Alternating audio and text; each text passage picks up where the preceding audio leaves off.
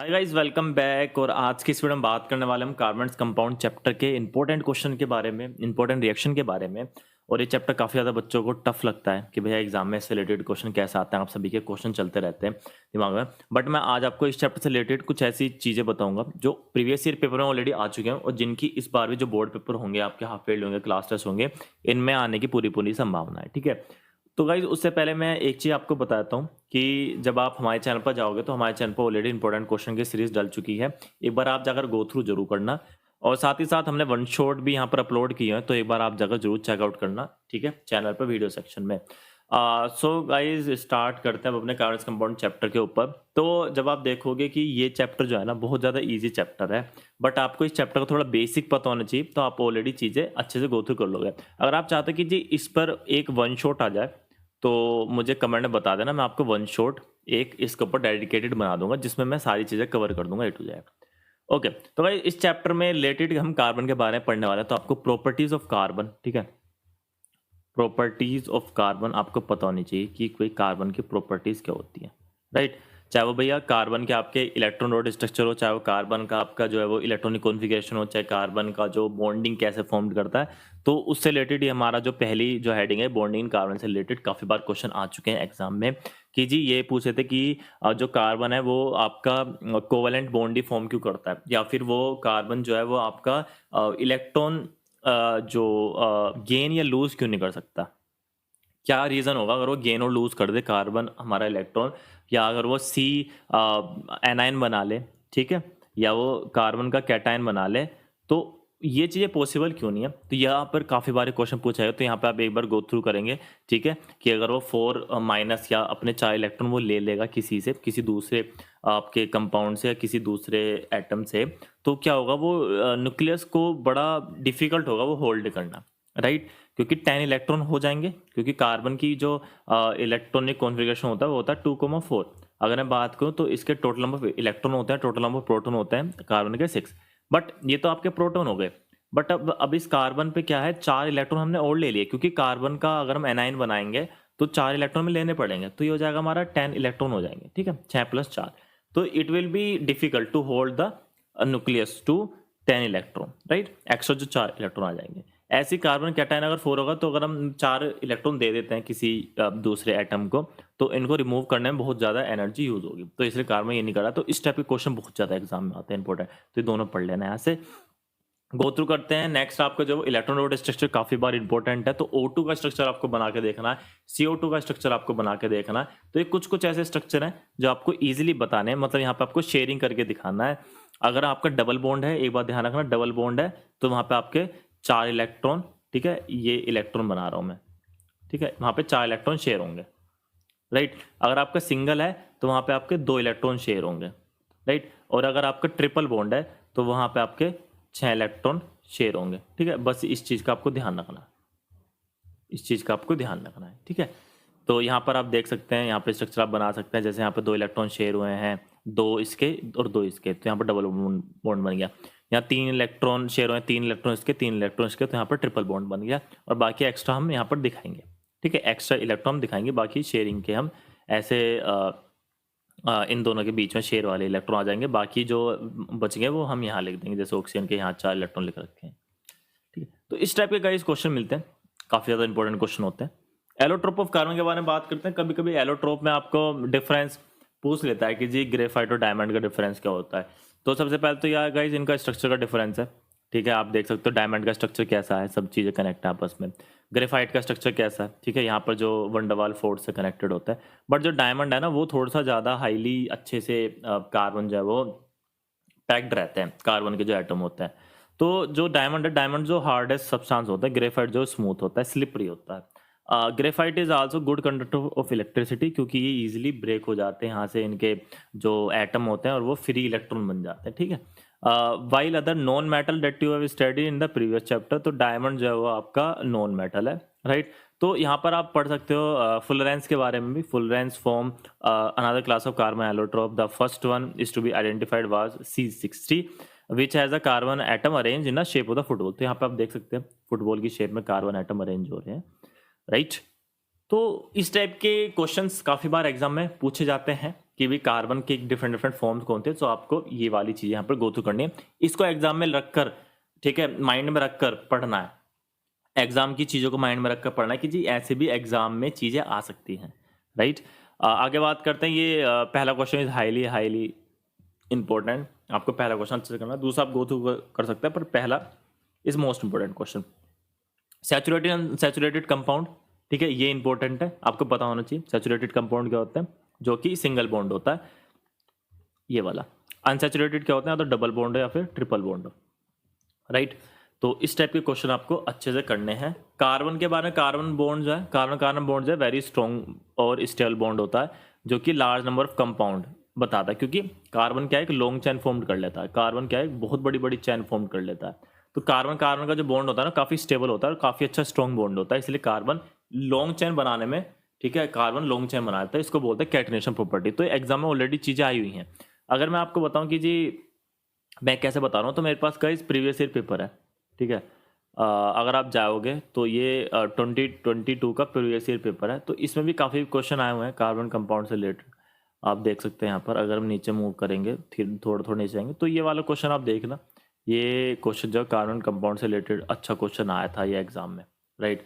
कि भाई ये जो आपका होमोलोगस सीरीज पर बेस्ड क्वेश्चन आया था यहाँ पे आपका, राइट। तो ऐसे ऐसे क्वेश्चन गाइस आपको डेफिनेटली मिल रहे होंगे एग्जाम में, जिनकी आप अच्छे से प्रैक्टिस करोगे तो कोई भी दिक्कत नहीं आने वाली आपको एग्जाम में। ओके, कभी कभी इस टाइप के भी क्वेश्चन पूछे थे, किसी रीजन पूछे थे कि कार्बन जो है वो स्ट्रॉन्ग बॉन्ड क्यों फॉर्म करता है। तो यहाँ पर आप चीज़ एक बार चेकआउट कर सकते हो कि भाई जो कार्बन का जो साइज होता है वो छोटा होता है, और जो उसकी न्यूक्लियस की जो दूरी होती है शेल से वो कम होती है, तो उसमें ना ज़्यादा जो एक तरीके से बोल सकते हैं कि स्ट्रॉन्ग बॉन्ड फॉर्म हो जाता है, वहाँ पर फोर्स ऑफ अट्रैक्शन ज़्यादा होती है। तो इस टाइप के क्वेश्चन करना आपको जरूर फायदा मिलेगा। नेक्स्ट आपका सैचुरेटेड अनसैचुरेटेड कंपाउंड से रिलेटेड इतना क्वेश्चन नहीं बनते हैं, बट हाँ मीथेन इथेन प्रोपेन के बारे में आपको पता होना चाहिए, राइट। कि एन ईन क्या होता है, तो एन का मतलब होता है सिंगल बॉन्ड, और ईन का मतलब होता है आपका डबल बॉन्ड, और आइन का मतलब होता है आपका ट्रिपल बॉन्ड। जैसे आपका मीथेन है, तो मीथेन में आपका सिंगल सिंगल बॉन्ड आएंगे सारे। अगर मैं एन की बात करूँ तो वो मीथीन हो जाएगा, तो मीथीन में आपका जो डबल बॉन्ड, या इथीन में आपका डबल बॉन्ड आ जाएगा, या प्रोपीन हो गया, ब्यूटीन हो गया, तो इसमें आपके डबल बॉन्ड आ जाएंगे। जब मैं वन शॉट बनाऊंगा तो इससे रिलेटेड मैं आपको चीज़ें समझाऊंगा, बट इस टाइप के क्वेश्चन आपको जरूर इंपॉर्टेंट करने पड़ेंगे। जैसे पेंटेन हो गया, तो meth eth prop but pent, right. तो आपको इस तरीके से याद होना चाहिए, जैसे meth eth prop but pent, जैसे पैंट 5 है तो यहाँ पर आपका 5 कार्बन होंगे, हैग्स 6 और हैग्स 6 है तो यहाँ पर आपका 6 कार्बन होंगे। तो इससे रिलेटेड आपको क्वेश्चन एग्जाम में मिल सकता है, तो एक बार आपको इन वाले क्वेश्चन को जरूर चेकआउट करना है, ठीक है। ओके, तो गाइस नेक्स्ट बात करते हैं। बेंजीन का स्ट्रक्चर काफी बार पूछा जाता है, तो आप होपफुली बेंजीन का स्ट्रक्चर बना रहे होंगे।